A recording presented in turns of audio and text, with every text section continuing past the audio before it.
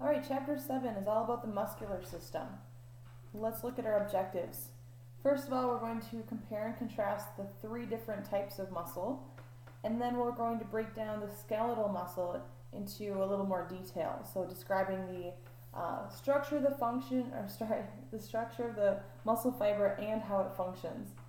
Then towards the end of this presentation, we'll go over the different types of muscles in the way that they move, meaning the prime movers, antagonists, synergists, and fixators, and then a little bit about naming the muscles and how we identify them. So, three types of muscles: skeletal, cardiac, and smooth. All three types have these special characteristics. They're excitable, they have contractility, extensibility, and elasticity. So really what that's saying is, no matter what you do to the muscle, how far you stretch it and move it, it always goes back to the same shape. Starting with smooth muscle.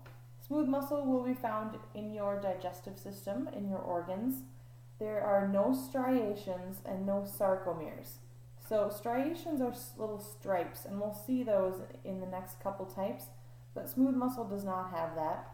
And sarcomeres are a little muscle unit that creates contraction, that creates movement, and we'll see that coming up too. But really, smooth muscle is the simplest because it doesn't have any of these, either of these things. If we look at a cross-section of any part of the digestive system, this part is showing you part of the small intestine, it'll look basically the same no matter what. The inside layer, you can see how it kind of wraps around and it creates this circle. That's the circular layer of the smooth muscle, so it can kind of squeeze together. Think of like squeezing a hose. And then the outside layer is really the longitudinal layer. It goes in this long direction. That's what's going to help push food in one direction. Cardiac muscle is only found in the heart, and now we can see some of these striations. The striations are the pieces that are going this way, the dark and light stripes, and then in this microscopic view you can see the stripes that are going up and down in this direction, opposite the length of the heart's muscle cell. Skeletal muscle, this is the one that you probably think of when you think muscles. It produces movement, so it's always going to be attached to bones. It helps you maintain your posture, it supports the soft tissues, and soft tissue really just means anything that's not bone.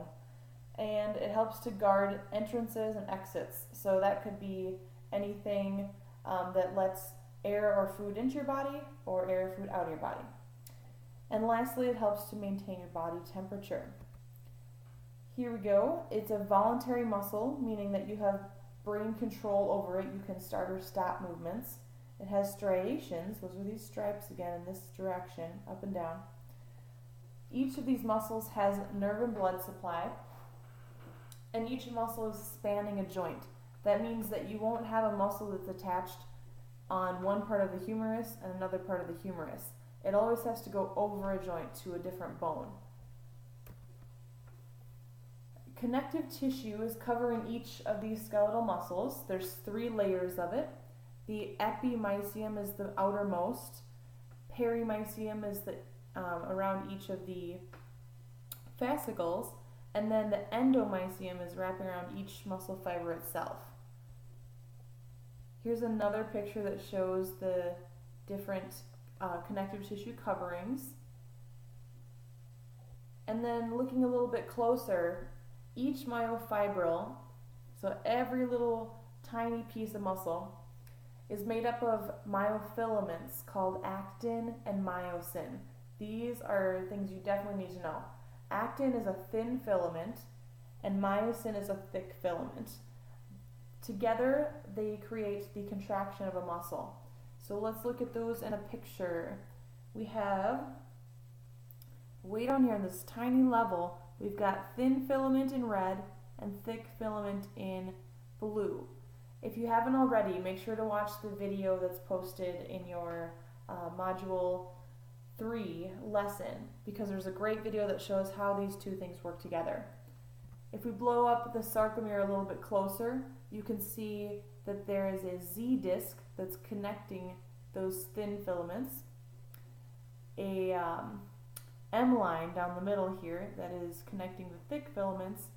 And when these things move away from each other and closer to each other, that's what's creating the actual contraction of a muscle. Again, this is best seen in a video, so make sure you check that out. One more closer look at the myofilaments.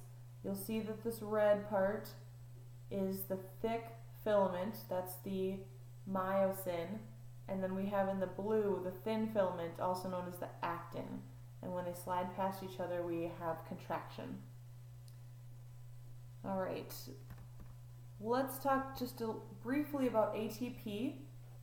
ATP is what gives you energy for all of your cells, and it's especially important to muscle cells as they require 600 trillion molecules of it for every second that your muscle is contracting. It's an incredible amount, really. The major muscles that we'll focus on, not all of them, because there's 600 or more than 600 total. We're going to focus on just the major ones of each body region. And things you need to know if you're studying these muscles is the origin, insertion, and action of each muscle. This is not really something I want you to focus on overall, but do know the concept that each muscle has an origin that's attached to one end, an insertion that's attached on another end, and the action is what that contraction is creating. So we have different types of muscles here. Muscles can only pull, so they can only contract, they cannot push. They contract and relax. The relaxing is not forceful. When you're looking at one movement, you have a prime mover. So for example, if you think of the classic lifting weights, so if you have a weight in your hand and you're going to pull it up towards your shoulder, you are creating a prime mover of that bicep, right? It's contracting itself and bringing your wrist up closer to your shoulder. The antagonist is on the opposite side, so that would be the triceps on this case. It's relaxing and allowing the bicep to contract. And the synergist is any other muscle that's helping to move in that direction. So for instance, maybe my wrist flexors are helping to bring my wrist closer to my shoulder. It would be best to look through your book just to get a good example of these things, as it's hard to talk about without seeing a video. Now, naming skeletal muscles is kind of a little bit crazy. There's so many different ways that skeletal muscles are named, and some of them are so old school Latin that it doesn't really make sense to us anymore, but the name is the name and we just have to know it. The terminology is listed on page 215. That should help you to kind of identify what the different parts of the body are and how each muscle is named for a different reason. Here's an overall. We're not going to talk about all of these in this video, but definitely make sure you take a look at a picture similar to this in your book. If we start with the head, we've got two important ones. The masseter is really the the muscle that helps you to speak and to chew. It's what opens and closes your jaw. The origin, listed as the O, is a zygomatic arch and bone. The insertion is the angle of the mandible, or your jaw, and the action is jaw closure. The second muscle listed on the slide is the sternocleidomastoid. It's very commonly called the SCM. The origin is the sternum and the clavicle, which is where the beginning of the word comes from, sternocleido. And then the insertion is on the temporal bone and the occipital bone. That is really, at this point on the back of your head, called the mastoid. So this specific muscle is named for its origins and insertions. That isn't the case for all muscles, but this one really helps when trying to figure out where it's going to and where it's coming from. Let's look at these two. Here is your masseter, attached up here at the angle of the jaw, and then down here at the angle, attached at the zygoma up here, and then the angle of the jaw at the bottom, and it creates the jaw closure. And we can see the sternocleidomastoid that starts up here at the back of your skull and rotates under this muscle around towards your sternum. Pretty interesting stuff. And then moving on to the neck and vertebral column, we have the erector spinae. There's 3 different muscles that fit into this group: the iliocostalis, longissimus, and spinalis. And then we have the quadratus lumborum, which is part of your lumbar spine, and we know that because of the lumbo part of the word. Here's a picture of those 3. You can see from the outside in, you have the iliocostalis, then the longissimus, and then the spinalis. Spinalis is always going to be the closest to the spine. And towards the lumbar, here we have the quadratus lumborum. 4 attachments, that's where the quad part comes from, and lumbo, meaning of the lumbar spine. As far as your rib cage goes, there's 2 important muscles, the external and internal intercostals. And again, the name kind of tells you what's going on here. We know that costal means dealing with ribs, and inter means between. So these muscles are on the inside of these muscles. Inside of the ribs, attaching each rib to each other. The external shown on this side and internal over here.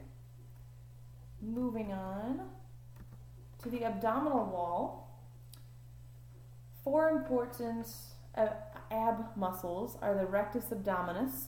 They run vertically. The external oblique, which is the most superficial, so that's closest to your skin. The internal oblique, and then the deepest muscle is the transverse abdominis. Let's look at those 4 on this picture. So the rectus abdominis, those are the common 6-pack abs that you have probably heard of. The transverse, which is running the horizontal way, and then we have the obliques that go in kind of a 45-degree angle if you're looking at a person who's standing upright. 2 important muscles of the chest are the pecs, otherwise known as the pectoralis major and pectoralis minor, and then we have the serratus anterior. Looking at these, we've got the big pec region up here, and you can see a lot deeper. The serratus anterior is what's wrapping around the side of your rib cage. The next slide points out some of the ones that we always feel are sore: the trapezius, levator scapulae, rhomboids, and deltoids. We're all familiar, especially students, with having tight traps. That's this triangular piece up here. And then we did talk about the levator scapula. That is important for elevating your scapula. And a couple other muscles here we can see are the sits muscles of the rotator cuff. Let's talk about those. So 4 muscles are part of the rotator cuff. We have supraspinatus, infraspinatus, teres minor, and subscap. These 2 are named for their position of the spine of the scapula. Here's your spine of the scapula, and you can see that the supra is the superior part of the spinatus, and then we have the inferior or infraspinatus underneath, and teres minor down here. And if you were to see the anterior side of this